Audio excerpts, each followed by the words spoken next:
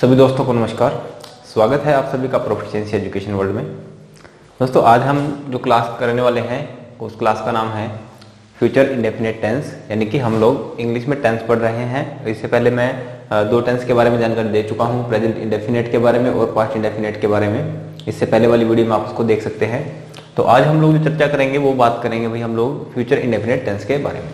तो future indefinite tense यानी कि सीधा सा इसका मतलब है फ्यूचर। फ्यूचर का मतलब होगा भी भविष्य, ठीक है ना। कोई भी कार्य जो कि अभी तक हुआ नहीं है होगा, इन फ्यूचर होगा वो काम। तो ऐसे काम को दर्शाने के लिए हम लोग फ्यूचर इंडेफिनिट टेंस का प्रयोग करते हैं। तो फ्यूचर इंडेफिनिट सबसे पहले हम लोग देख लेते हैं कि स्ट्रक्चर क्या रहता है।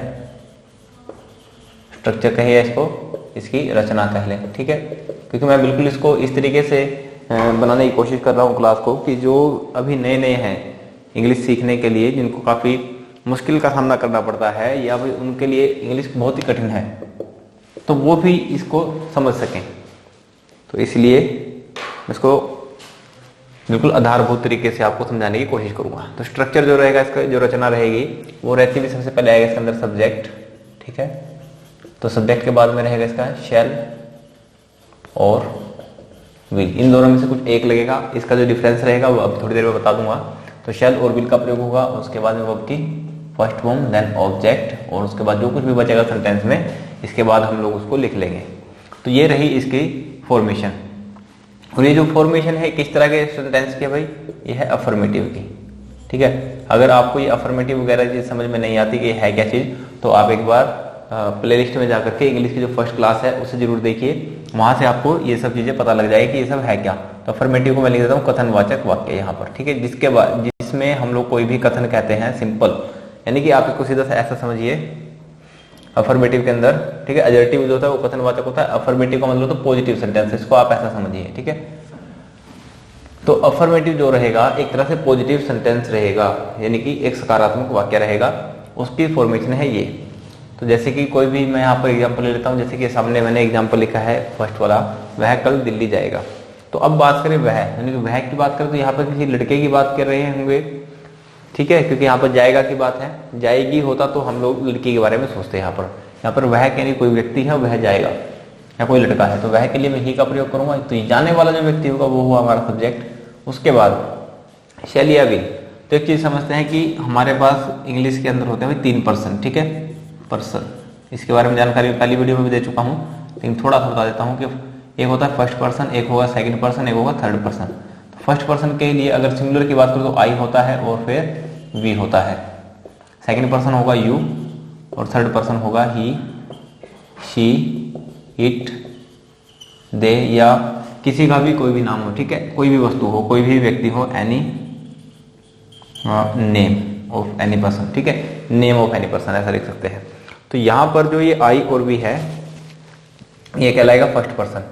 और फर्स्ट पर्सन के साथ प्रयोग करेंगे हम लोग साधारण केसेस के अंदर, जो नॉर्मल कंडीशंस होंगी उसमें प्रयोग किया जाएगा शेल का, ठीक है। और बाकी ये जो दो हैं फर्स्ट पर्सन, सेकंड पर्सन और थर्ड पर्सन, इनके साथ में प्रयोग किया जाएगा विल का, ठीक है। तो यहाँ पर जब मैंने ही लिखा है तो ही के साथ में लिखूंगा, तो यहाँ पे ये हो गया थर्ड पर्सन। थर्ड पर्सन होने की वजह से इसके साथ में लगेगा विल, तो यहाँ पे मैं लिखता हूँ विल, ठीक है। और इसके बाद में लगेगी कैसी, वर्ब की फर्स्ट फॉर्म। तो वर्ब की फर्स्ट फॉर्म क्या होगी, जाना, गो, ठीक है। कहाँ जाएगा भाई, दिल्ली जाएगा, तो टू दिल्ली, ऐसा मैं लिख देता हूँ इसको। तो मैं लिख दूंगा कि he will go to Delhi. और टुमारो की बात करें, कल की बात करेंगे, टू दिल्ली टुमारो, यहाँ पर टुमारो और आ जाएगा इसके बाद, आने वाला कल टुमारो। तो यहाँ पर हम लोगों ने देख लिया कि यहाँ पर he will go to Delhi tomorrow, ऐसा हम लोगों ने किस स्ट्रक्चर में लिखा, वो लिखा हम लोगों ने फ्यूचर इंडेफिनिट में, क्योंकि वह अभी तक दिल्ली गया नहीं है, वह अभी जाएगा, ये बात भविष्य में होगी। तो इस तरह की जो भी कंडीशन होगी उसके लिए हम लोग लिखते हैं फ्यूचर इंडेफिनिट। अब बात करें बस आएगी, तो बस as it is third person है, ठीक है, यानी कि ये कन्वर्सेशन का पार्ट नहीं है, ऐसा कह सकते हैं हम लोग। इसके बारे में और ज्यादा जानकारी लेते तो आप फर्स्ट वाली वीडियो जरूर देखें। तो बस, अब बस यहाँ पे फर्स्ट पर्सन तो है नहीं, तो इस वजह से यहाँ पे क्या होगा, बस विल कम, बस सफिशिएंट है। अच्छा जी, अब मैं यहाँ पर एक मिनट रुकिए। तो अब मैं यहाँ पर शुरू करता हूँ कुछ और बातें देखिए, यहाँ पर जो विल और शैल का जो डिफरेंस है वो नॉर्मल कंडीशन में तो यही रहेगा जो अभी मैंने बताया, लेकिन यदि कुछ कंडीशन अलग हो जाती है, जैसे कि मान लो किसी से कोई व्यक्ति प्रॉमिस करता है, ठीक है, प्रॉमिस का मतलब यहाँ पर किसी से कोई वादा किया है। और थ्रेट की बात करें, थ्रेट का मतलब होगा यहाँ पर जैसे कि मान लो किसी को धमकी देना, ठीक है, किसी को धमकी देनी है। उसके बाद डिटर्मिनेशन है, डिटर्मिनेशन मतलब क्या है इसका, निश्चय। और कोई ऑर्डर दिया जाए किसी को, ठीक है, या ऑर्डर और ऑफिशियल इंस्ट्रक्शन,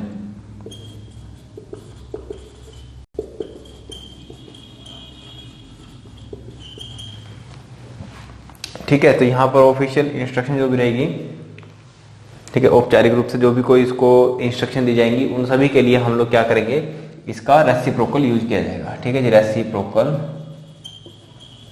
यूज किसका, विल और शैल का।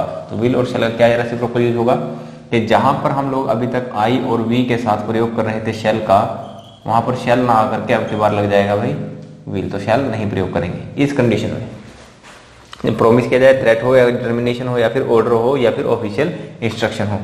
उसी तरह से जो यू के साथ और ही शी इट के साथ बात कर रहे थे, तो इसके साथ अभी तक हम लोग प्रयोग कर रहे थे विल का, लेकिन अब प्रयोग करना शुरू कर देंगे साथ शैल का। विल का प्रयोग इसके साथ में नहीं करेंगे, इसके साथ में ऑपोजिट हो जाएगा। तो चलिए यहाँ पर थर्ड की बात करता हूँ, मैं तुम्हारी सहायता करूंगा। इसका मतलब क्या है, वो इससे प्रॉमिस करने की बात कर रहा है।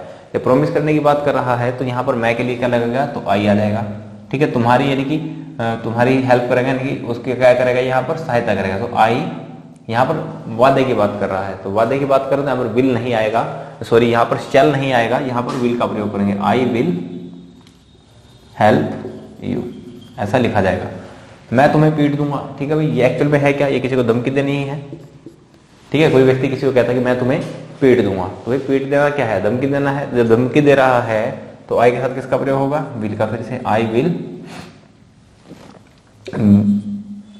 बीट यू, ठीक है, तो मैं तुम्हें पीट दूंगा। मैं परीक्षा पास करूंगा, देखिए यहाँ पर, ठीक है, मैं यहाँ पर वह लिख देता हूँ। मान लो किसी ने कुछ कहा कि वह परीक्षा पास करेगा, इसने ऐसा कहा, किसी व्यक्ति ने कही यह बात कि वह परीक्षा पास करेगा, इसका दृढ़ निश्चय है, तो उसको दिखाने के लिए हम लोग क्या लिख सकते हैं कि ही शैल पास द एग्जामिनेशन, तो एग्जामिनेशन को पास करेगा। तो इससे क्या समझ में आया कि जब यहाँ पर इस तरह की बातें होगी, प्रॉमिस होगा, थ्रेट होगा, डिटर्मिनेशन होगा, ऑफिशियल इंस्ट्रक्शन होगी, तो इस तरह की कंडीशन में हम लोग किसका प्रयोग करेंगे, आई और वी के साथ विल का, और यू ही और शी इट के साथ या किसी भी थर्ड पर्सन के साथ में हम लोग किसका प्रयोग कर देंगे, शैल का प्रयोग कर देंगे। तो यहाँ पर होगी बात विल और शैल से संबंधित। तो चलिए अब और बातें देख लेते हैं भाई। एक्चुअल में क्या है कि जो विल और शैल है ये मोडाल है, मोडाल, और मोडाल का अपना एक नियम है कि इसके साथ में वर्ब की फर्स्ट फॉर्म का ही प्रयोग होगा। यानी कि मोडाल के साथ कभी भी आईएनजी वाली फॉर्म या एस या ईएस लगा कर कोई फॉर्म दी जाए, या सेकंड फॉर्म या थर्ड फॉर्म, इनका प्रयोग बिल्कुल भी नहीं होगा, चाहे कोई भी मोडाल हो। मोडाल कितने तरह के, जैसे कि शैल है, विल है, वुड है, कैन है, कुड है, ठीक है, इस तरह के जितने भी मोडाल्स रहते हैं, ये सभी के साथ में आप हमेशा वर्ब की फर्स्ट फॉर्म का ही प्रयोग करेंगे। ये तो हो गई हमारे पास अफर्मेटिव सेंटेंस की बात। अगर सेंटेंस होगा नेगेटिव, ठीक है, अगर नेगेटिव की बात करें तो इसकी फॉर्मेशन क्या हो जाएगी, यहां पर ये शैल और विल है, इस सब्जेक्ट से शैल और विल है, इनके बाद में नोट का प्रयोग करेंगे और उसके बाद में वर्ब की फर्स्ट फॉर्म का ही प्रयोग किया जाएगा, उसके बाद में ऑब्जेक्ट, ठीक है। यानी कि यहाँ पे सब्जेक्ट और लिख देता हूँ, चलो, तो सब्जेक्ट होगा, उसके बाद शैल विल नोट, उसके बाद वर्ब की फर्स्ट फॉर्म प्लस में ऑब्जेक्ट। जैसे कि वहां पर फर्स्ट सेंटेंस जो मैंने लिखा है उसी को उठा करके यहाँ पर नेगेटिव बनाने की कोशिश करेंगे। तो सब्जेक्ट हो गया ही, तो यहाँ पर विल, बीच में आएगा not go to Delhi tomorrow,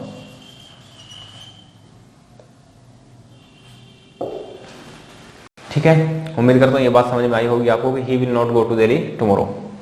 अगर इसी की बात करें हम लोग अफर्मेटिव, सॉरी इंटरोगेटिव में,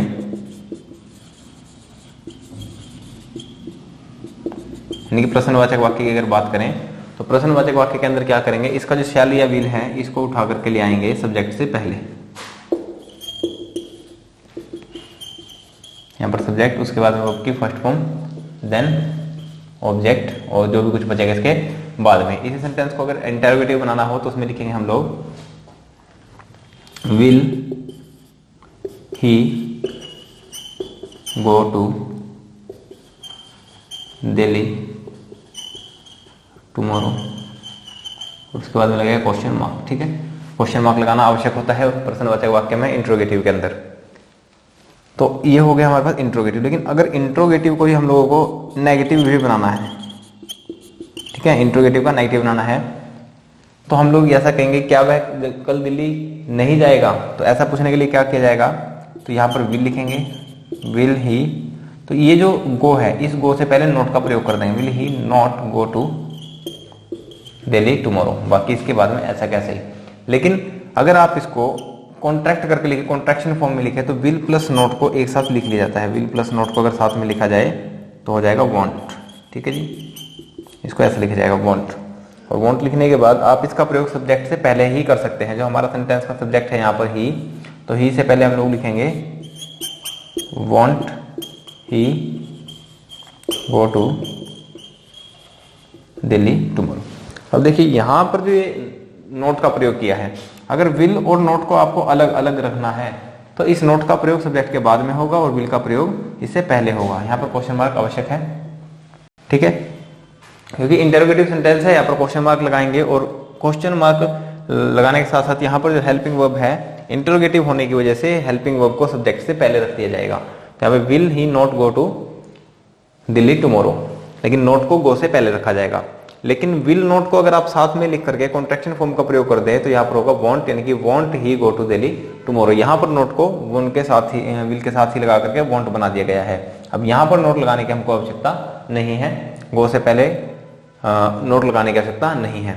तो दोस्तों उम्मीद करता हूँ कि इस सेंटेंस के बारे में आपको अच्छे से जानकारी हो गई होगी, किस तरह से हम लोग इसमें हिंदी वाले सेंटेंसेस को चेंज करके लिखते हैं, या कुछ सेंटेंस इंग्लिश में भी दिए गए हों तो आप उसको इन हेल्पिंग वर्ब की सहायता से, यानी कि शेल और विल, उसके बाद वर्ब की फर्स्ट फॉर्म की सहायता से पहचान सकते हो कि यह जो सेंटेंस है वो फ्यूचर इंडेफिनिट का है। तो चलिए आज की इस क्लास में इतना ही। नेक्स्ट क्लास में नए टेंस को लेकर के हम लोग थोड़ी और चर्चा करेंगे। तो चलिए आज की क्लास में यहीं तक। बहुत बहुत धन्यवाद, मिलते हैं नेक्स्ट क्लास में।